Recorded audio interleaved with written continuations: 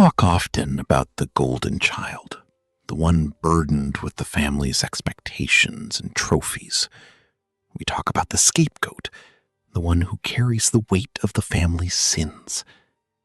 But there is a third role, one that is defined not by what is projected onto them, but by what is missing. This is the invisible child. In a household where emotions are volatile, resources are scarce, or a sibling's needs are overwhelming, one child learns a survival strategy that is as effective as it is heartbreaking. They disappear.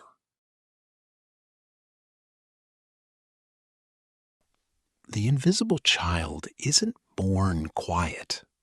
They are trained by their environment. Imagine a house where the air is always thick with tension.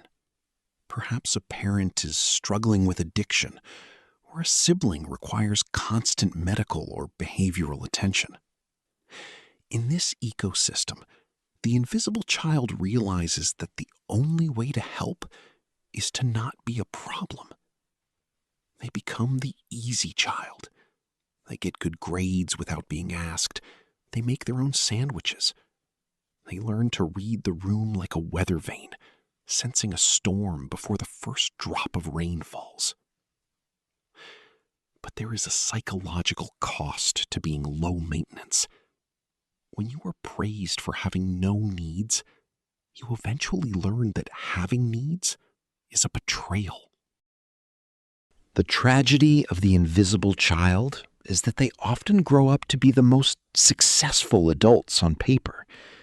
They're independent, self-reliant, and incredibly observant. But inside, they are haunted by a specific type of loneliness, a loneliness in a crowded room. Because they spent their childhood monitoring the moods of others to stay safe, they become emotional sponges.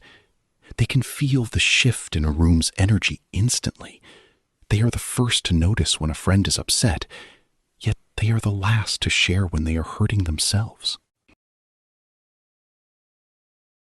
When life gets overwhelming, the invisible child's first instinct is to retreat. They don't argue. They evaporate. They ghost friends. They leave parties without saying goodbye. And they withdraw into a world of books, movies, or internal monologues. The same safe havens they built as children.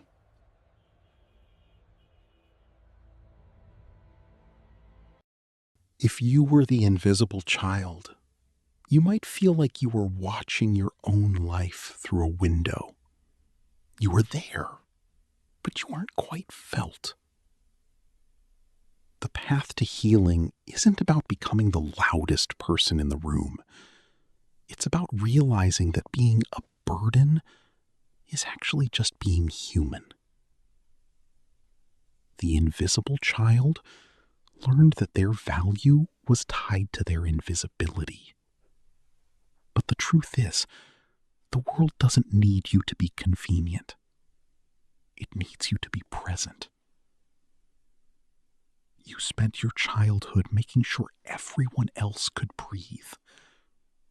It's time to finally take a breath for yourself.